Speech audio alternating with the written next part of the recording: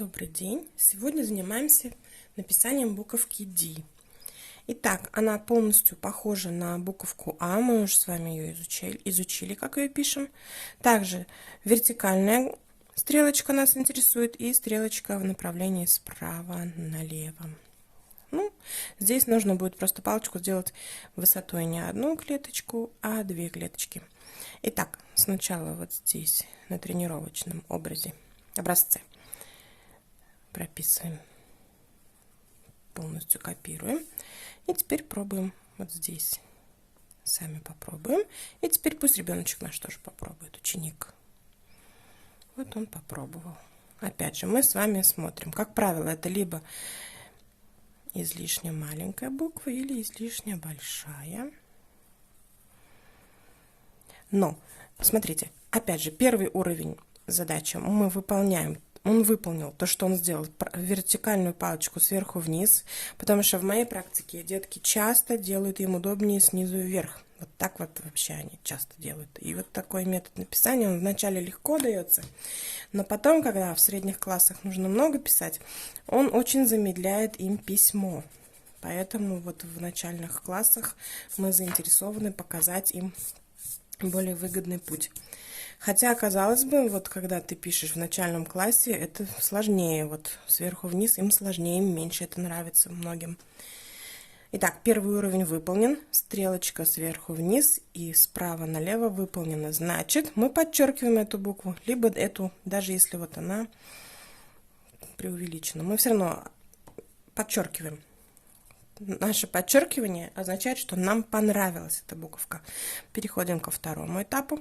Теперь, пожалуйста, обрати внимание, чтобы размеры буквы подходили к строчкам, не выходили за пределы строчки, как здесь, или же достигали, наоборот, строчки, вот как здесь.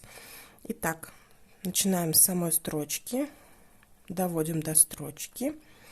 Здесь справа начинаем, идем влево, задеваем строчку, опускаемся вниз, тоже задеваем строчку. Вот, все контрольные точки выполнены. Раз, два, три, четыре, пять, да? Те, которые строчек касаются. Эту я тоже проставила, потому что она как бы ориентир между строчками, мысленный такой вот, серединка. Как это выглядит в тетради? В данном видео я хочу добавить еще клеточную тетрадку. Вот две клетки сверху вниз и одну клетку почти до конца, кружочек справа налево. Еще раз сверху вниз, справа идем влево, почти до конца. Можно даже до конца выполнить. Буква будет очень выпуклой в начале.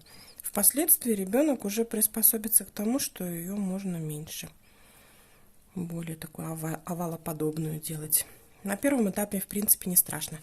Но если способен ребенок делать сразу ближе к овалу форму, пожалуйста, делайте сразу лучше ближе к овалу, пусть привычка идет с первых дней.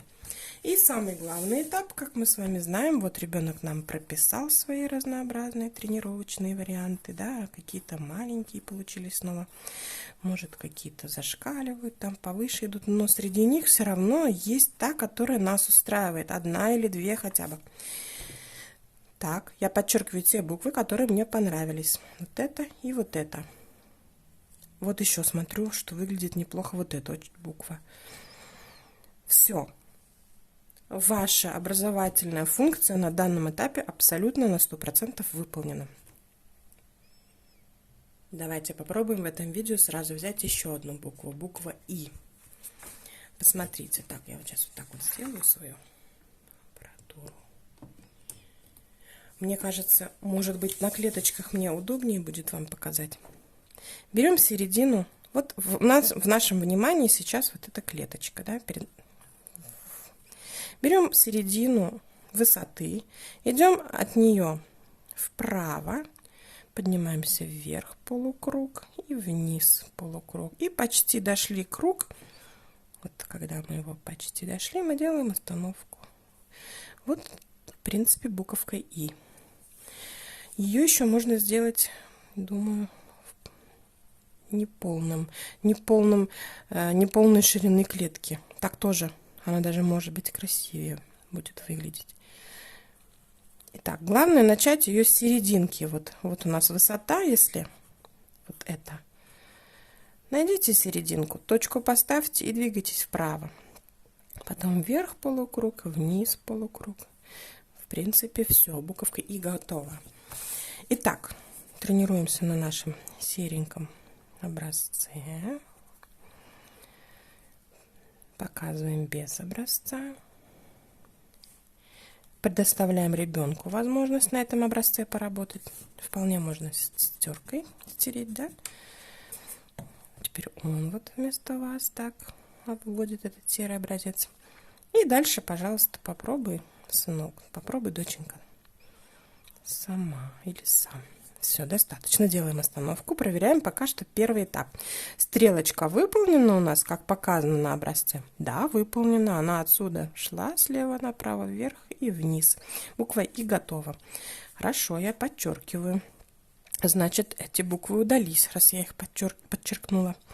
Второй этап. Второй этап добавляет требования не только соблюдения стрелочки, но еще соблюдения строчки, потому что мы, как правило, замечаем, что ребенок может сделать либо вот так, как мы с вами уже раньше говорили, либо вот так, да.